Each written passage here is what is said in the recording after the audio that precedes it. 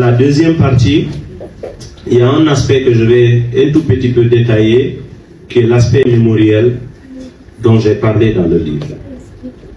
Je suis très attaché à la question mémorielle dans notre pays parce que je considère que si jusqu'à présent il y a certaines incompréhensions entre nous, c'est parce qu'on n'a pas soldé les comptes de notre passé politique. Et ce qui est plus grave, c'est que le système a créé une peur d'en parler. Dès qu'on commence à parler du premier régime, automatiquement, au lieu de juger les faits qu'on pose, on commence tout de suite à vous stigmatiser comme si vous êtes positionné soit victime, soit bourreau. Dès que vous évoquez le Kambouaro, vous avez toutes sortes d'attaques de toutes les natures qui tombent sur vous, et tout ça, c'est une façon de vous décourager d'aller plus loin. Parce qu'en Guinée, on a entretenu une certaine hypocrisie qui consiste à faire croire que ne pas parler d'un problème peut aider à le résoudre. Même la question ethnique. Ce n'est pas un problème de débattre ça. Parce que nos ethnies sont plus anciennes que notre pays. Nous avons été déjà des royaumes, des tribus avant d'être une nation. C'est la colonisation qui a créé la Guinée. La République de Guinée et l'indépendance, avant, nous n'étions pas une république en tant que telle. C'est à Berlin qu'ils ont tracé ces frontières. Ils ont délimité, ils se sont taillés l'Afrique et chacun a pris un petit morceau et ils sont venus là-bas conquérir le morceau qu'ils ont pris à Berlin. C'était à combien? C'était à combien de kilomètres de chez nous? Combien d'Africains connaissent Berlin d'ailleurs? C'est là-bas, ça s'est décidé entre des gens qui ont amené des explorateurs là-bas, qui ont visité, qui connaissent peu de choses, qui sont revenus avec des cartes. Et puis eux, ils ont dit, bon, là-bas, moi je vais être ici, vous allez être là. Donc nos tribus d'abord ont précédé notre pays. Nos tribus aussi ont précédé nos religions. Nous avons été Peul, Soussou, Forestier, Guerzier, Thomas, avant d'être chrétiens ou musulmans, parce que les religions sont venues nous trouver d'abord comme étant des êtres humains. Notre culture, nos coutumes, nos mœurs sont plus anciennes que la religion, sont plus anciennes que notre pays, l'identité nationale. Alors pourquoi on ne veut pas en parler? Pourquoi on va me dire que si tu dis que je suis Peul ou je suis Soussou, en quoi cela fait de toi un ethnocentriste? En quoi est-ce que cela fait de toi quelqu'un qui fait de la discrimination? C'est une identité qu'il faut assumer.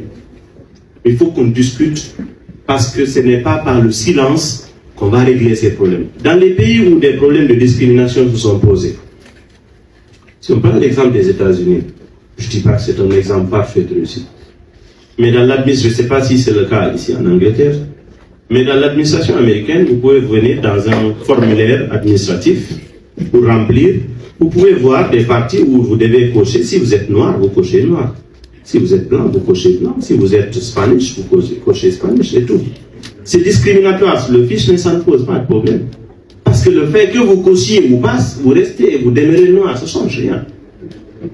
Mais puisqu'on en a parlé, on a soldé les comptes.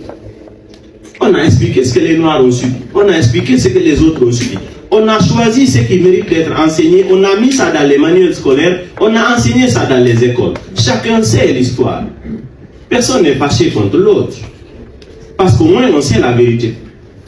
Mais si on met pied sur la vérité, dès que tu commences à en parler, on te dit tais-toi. Si tu en parles, c'est un problème. Mais c'est si tu te tais que ça va résoudre. Il faudrait bien que la question mémorielle nous revienne. Qu'est-ce que nous avons chez nous aujourd'hui qui retrace notre histoire de façon symbolique? Même le Kambouaro, ils ont fait tomber. Il n'y a même pas un signe qui indique que ça existait quelque part. Ça n'existe que dans nos têtes, pour ceux qui en savent. Et pourtant, il y a des choses à voir là-dedans. Il y a encore des crimes politiques qui se font en Guinée. Jusqu'à présent, la répression qui se fait. Pourquoi sommes-nous si insensibles par rapport à des cas? Il y a certains pays aujourd'hui, si l'État réprime une, deux, la troisième personne qui va tomber sur les balles, le régime va tomber. Parce que toute la population va se lever pour dire le pouvoir, ce n'est pas pour tuer les gens. Si vous ne pouvez pas aider les gens, laissez-les en paix. Mais chez nous, on peut tuer une centaine, 200, 400, plus. Tu entends certains justifier. Ah, ils sont allés manifester. Pourquoi eux aussi, ils sont partis? Si tu es allé manifester, ça te donne le droit de mourir par balle. À un moment donné, on ne s'indigne pas. Même quand on tue, certains ont envie de savoir il a quel nom de famille pour s'indigner. C'est qui on a tué? Ah, c'est un peu. Non, c'est un malinqué, on a tué. Non, c'est un forestier. Tu entends des choses comme ça dans nos rues. Tu entends des choses comme ça dans le raisonnement. On oublie que c'est l'humain. On est capable de s'indigner quand George Floyd est tué aux États-Unis, mais quand ça se passe à Bambeto, on est indifférent, on s'en fout. Ou quand ça se passe à Zélékoré, on s'en fout. Quand ça se passe à Labé, on s'en fout. Nous ne pouvons pas être une nation solide si nous ne sommes pas capables de regarder des choses comme ça en face, en discuter, parce que le développement, c'est par les humains et c'est pour les humains. Si la politique ne sert pas les humains, ça sert à quoi? On ne fait pas la politique pour les extraterrestres. On ne le fait pas pour les animaux. On le fait pour les hommes et les femmes avant tout. Si eux, ils ne peuvent pas trouver des comptes là-dedans, s'il faut qu'ils meurent pour ça, ce n'est pas la peine.